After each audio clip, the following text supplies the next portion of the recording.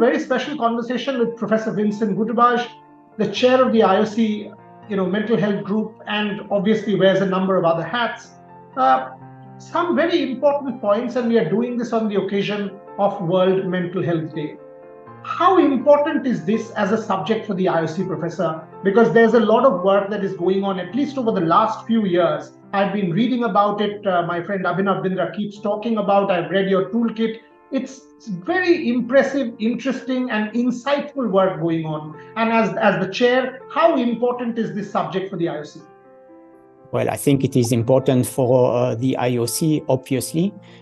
They have been investing time and resources in order to develop activities for elite athletes, mental health, and it has been obviously on the agenda since many years now. I think it's fully part of their strategy for the upcoming few years, and the work that we have done in the past years within the IOC Mental Health Working Group since 2018 now. It's almost 5-6 years.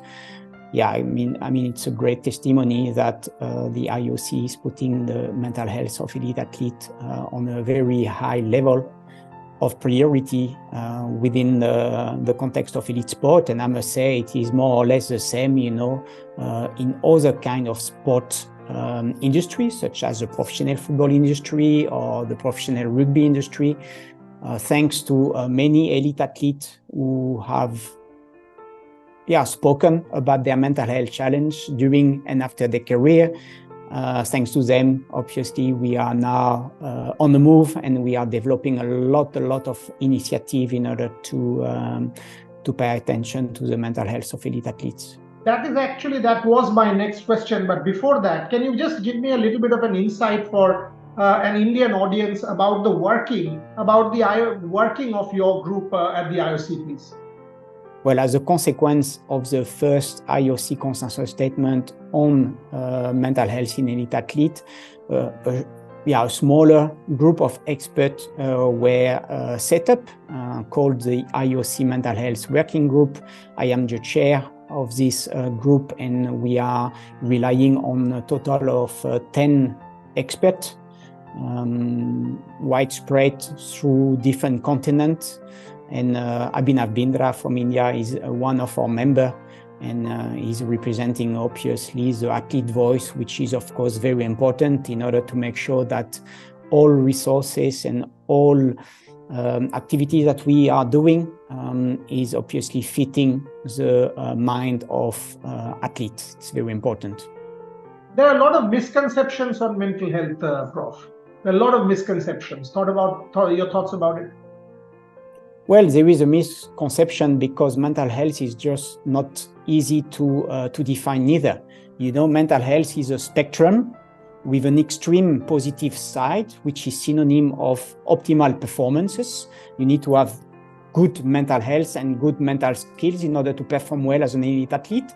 And it's where we strive to train our athlete towards this extreme positive side. But sometimes during a career, during a life, you are shift toward the negative side, which is synonym of mental health symptoms, and in worst case, mental health disorders. So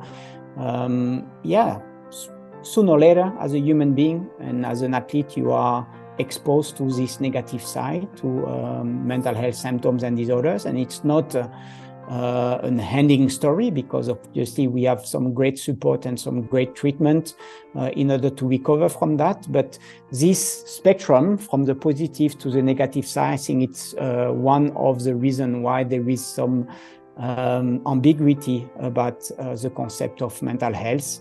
And it's still a taboo in many cultures and many countries, unfortunately. People tend to be reluctant to talk about their mental health problem, where talking about any ankle or knee injury is quite regular in the general population, but also in the context of elite sports. So now we are facing this taboo and this stigma, and it's obviously one of the biggest challenges to raise awareness about how important mental health is and how important it is to be open about that and to talk about that with friends, with colleagues.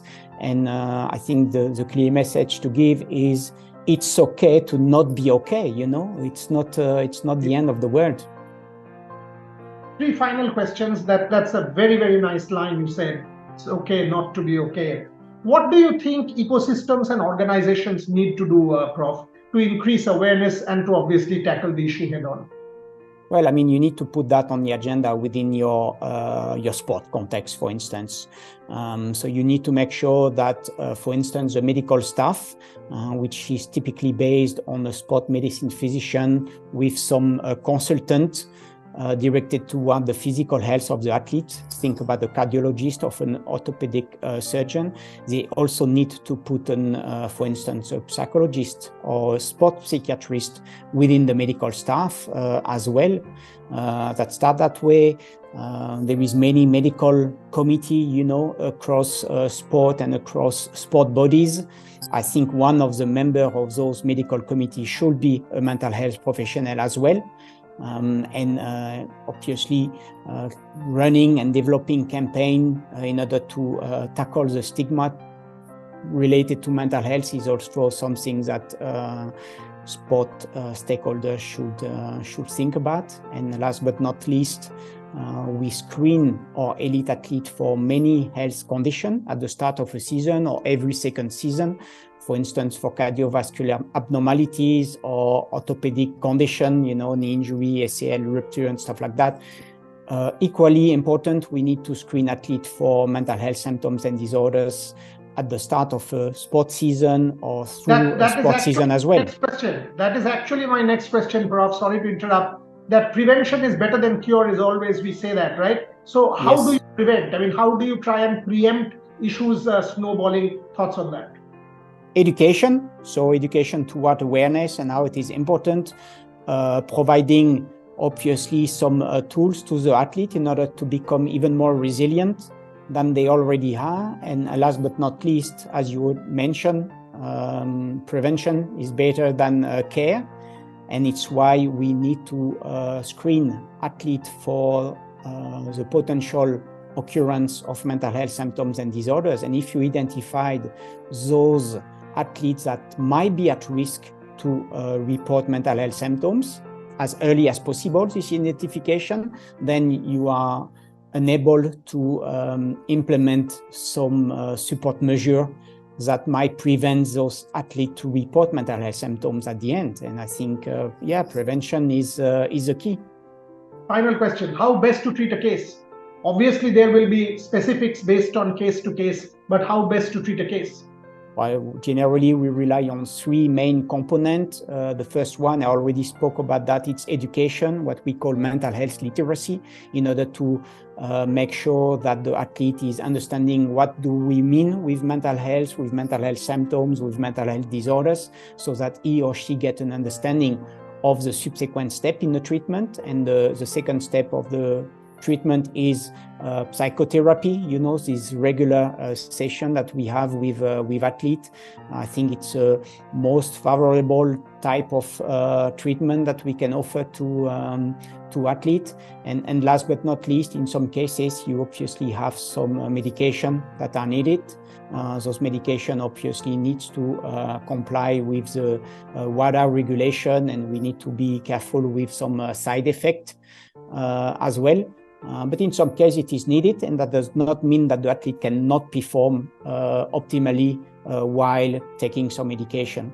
But mostly psychotherapy and education, I think it's two key components of any treatment of mental health symptoms and disorders in the context of elite sport. Thank you very much, Professor. I mean, just days for the IOC session to start in India.